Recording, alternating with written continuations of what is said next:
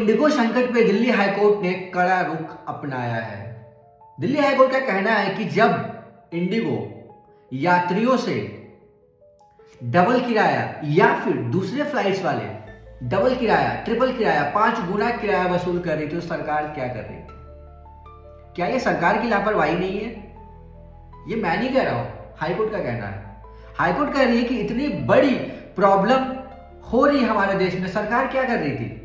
क्या सरकार को इसके बारे में जानकारी नहीं है? लोगों को मानसिक पीड़ा जो झेलना पड़ा है 1 सप्ताह 2 सप्ताह के अंदर, जो लोगों को डबल ट्रिपल चौपल जो किराया देना पड़ रहा है, उसका जिम्मेदार कौन है? क्या कंपनी इसका हर्जाना भरेगी? कंपनी को इसका हर्जाना भरना चाहिए, यह हाईकोर्ट का कहना है। इसी से रिलेटेड 2-3 पक्ष सामने उजागर आया है। कुछ लोग कह रहे हैं कि इंडिगो को पूरा हर्जाना भरना चाहिए, 70,000 रुपया फाइन देना चाहिए हर एक पैसेंजर को। इंडिगो कह रही है कि हम इसका टिकट कैंसिलेशन हुआ है, हम सबको पैसा वापस दे रहे हैं। हाईकोर्ट का कहना है कि सिर्फ कैंसिलेशन का पैसा देने से इंडिगो बच नहीं सकती है। इंडिगो को पूरा हर्जाना देना होगा एक एक पैसेंजर का। सरकार कह रही है कि हम इस पे काम कर रहे हैं, बट सवाल निकल के ये आता है, क्या सरकार और इंडिगो के बीच में जो आम पब्लिक जो फंसी है, इतना बड़ा जो संकट हुआ देश में, जिसमें पिसता हमेशा आम पब्लिक है, क्या उसके लिए कुछ किया जा रहा है?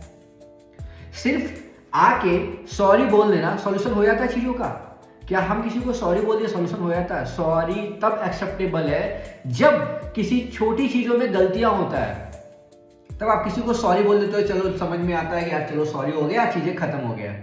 बट इतनी बड़ी त्रासदी, इतनी बड़ी प्रॉब्लम, लोग 2-2 दिन, 3-3 दिन, 4-4 दिन बिना बेसिक नीड के वो कैसे रह रहे थे? उनको ना खाने की सुविधा, ना पानी पीने की सुविधा, ना सोने की सुविधा। इंसान की बेसिक नीड होता है ये। और वो लोग जो कभी जमीन पे चलना ही नहीं जानते, सिर्फ हवा में चलना जानते, उन लोगों को इतना तकलीफ हुआ है। हालांकि सरकार ने हवाई चप्पल तो छोड़िए, पैसे वालों को भी इस बार जमीन पे लाके खड़ा कर दिया। उन्हें भी समझ में आ गया होगा इस बार ट्रेन, बस या एरोप्लेन, इंडिया में सब चीज हो सकता है भाई। इंडिगो की ये मनमानी, पता है, ये एक बार में नहीं बढ़ी है। इंडिगो ने सरकार को घुटनों पे एक बार में नहीं लाया, धीरे धीरे करके। इसीलिए इतना जो हमारे देश में ऐसा क्यों होता है? क्योंकि हम कंपनियों को इतना ज्यादा फ्रीडम देते हैं ओनली फॉर पैसे के लिए। हमें वो मोटी रकम दे देते हैं सरकार को, सरकार इसके बारे में उनका मुंह चुप हो जाता है। इंडिगो चाहे कोई भी हो, अपना प्राइवेट वाली जो कंपनियां होती है वो अपना फायदा देखती है सबसे पहले।